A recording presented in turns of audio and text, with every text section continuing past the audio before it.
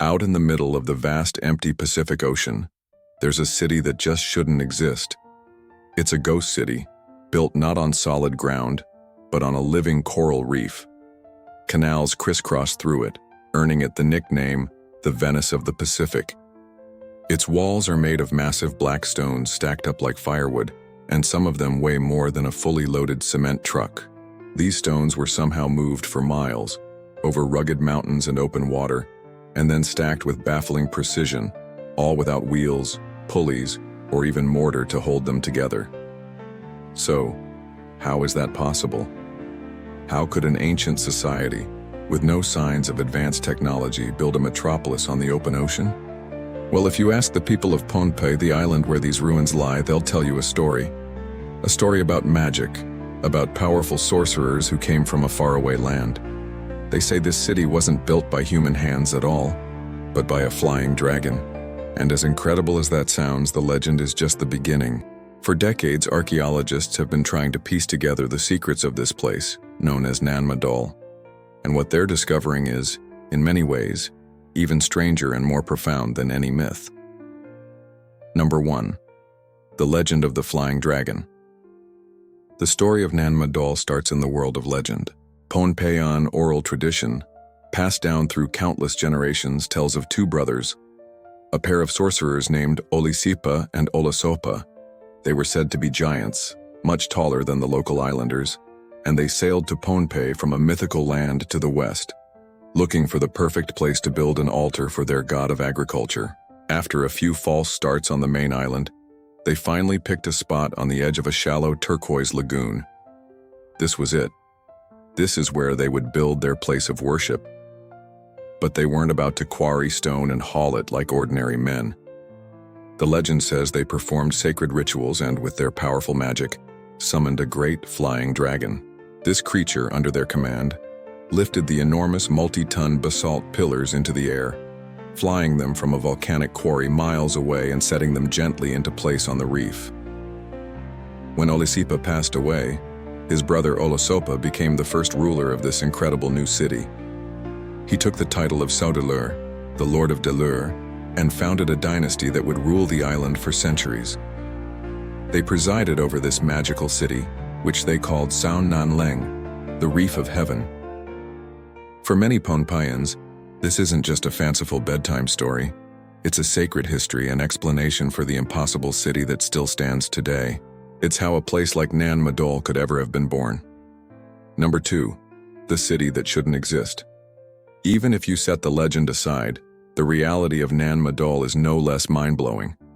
The archaeological district is a sprawling complex that covers the surrounding land and water, but the city itself is built on over 100 artificial islets, constructed right on top of a coral reef. These islands, all connected by a network of canals, were made by laying down massive foundation stones and then filling the space with coral rubble to raise them just above the high tide line. Just try to imagine that undertaking. This wasn't a city built on firm ground. Its entire foundation is man-made, sitting in a lagoon, exposed to the open ocean.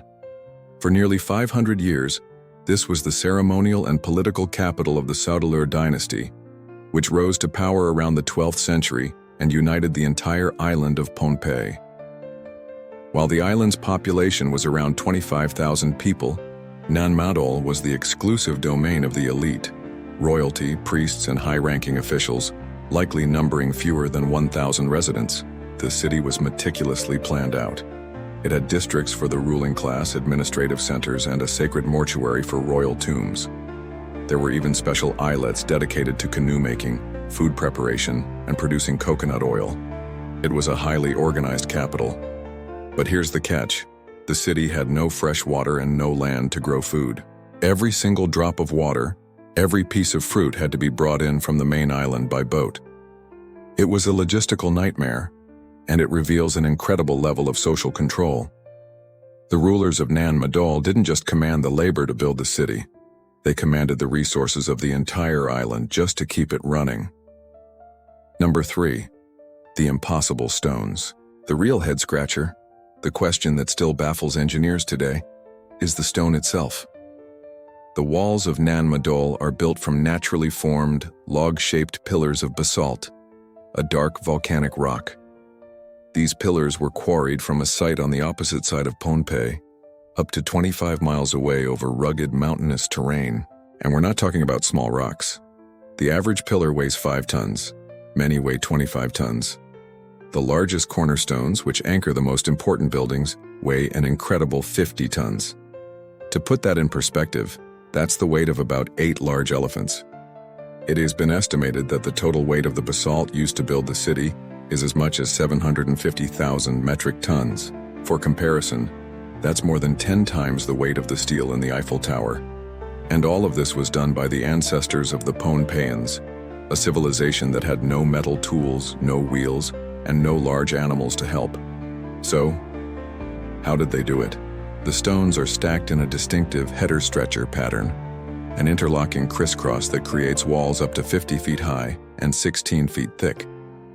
They used no mortar or concrete. The stability comes purely from the precise placement and the immense weight of the stones.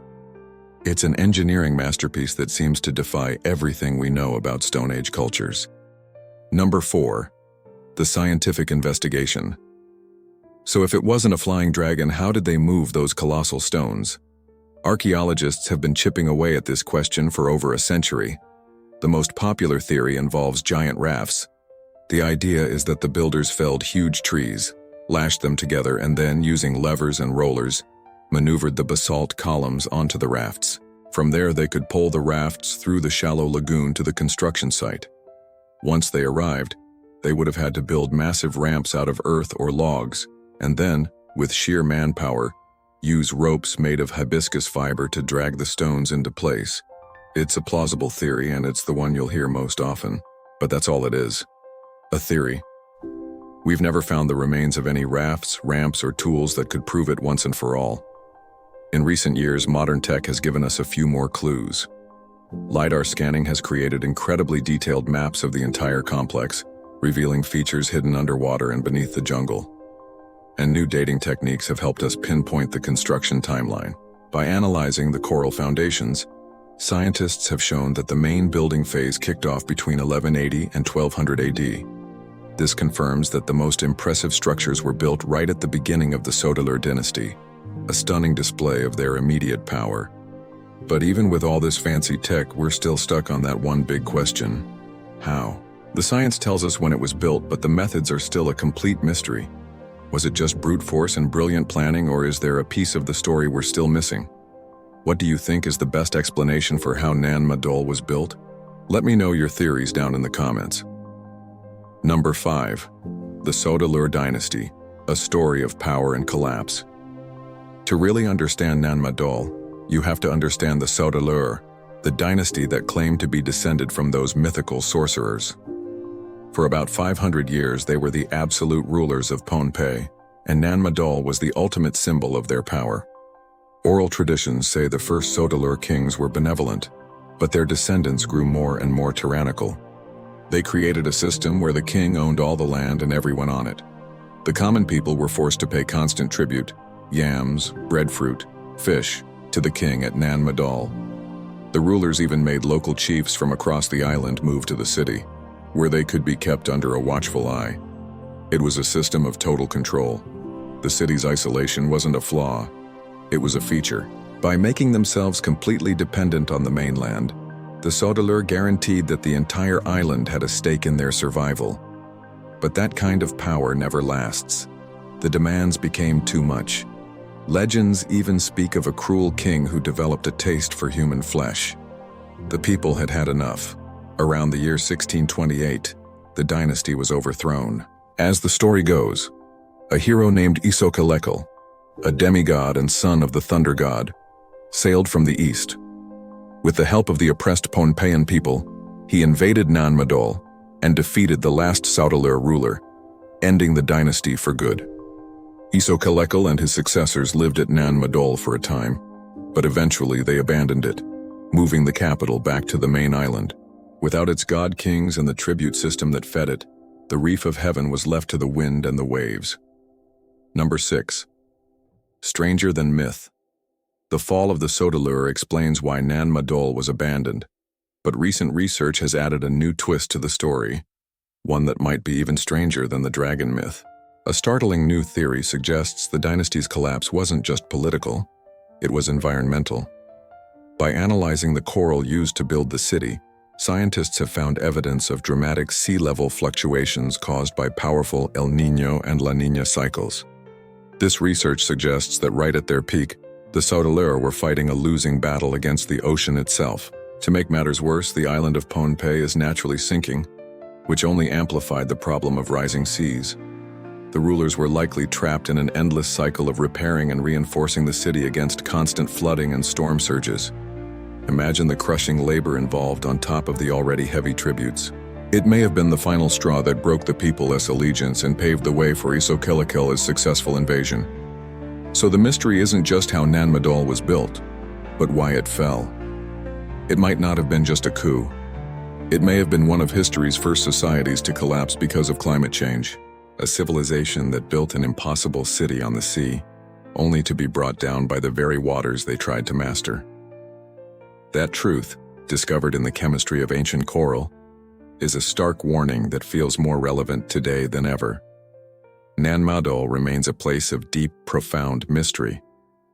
It's a UNESCO World Heritage Site, celebrated as a masterpiece of human genius, but it is also listed as being in danger from the same forces that may have doomed it centuries ago: rising sea levels and encroaching nature. So, where does that leave us? We have a legend of sorcerers and dragons. We have the archaeological reality of a feat of engineering that shouldn't be possible. And we have a new scientific story of a powerful dynasty brought to its knees by a changing climate. Perhaps the real story is a mix of all three. The legends speak of magic, while science points to powerful kings and incredible ingenuity. But every version of the story tells of a people who dared to build a city on the ocean, a reef of heaven, whose silent, magnificent ruins continue to challenge everything we think we know about our ancient past. Thanks for joining us on this journey to the incredible city of Nan Madol. If you love exploring ancient mysteries, make sure you subscribe and hit that notification bell so you don't miss our next adventure. And check out our other video on another baffling ancient site right here. Until next time, keep questioning.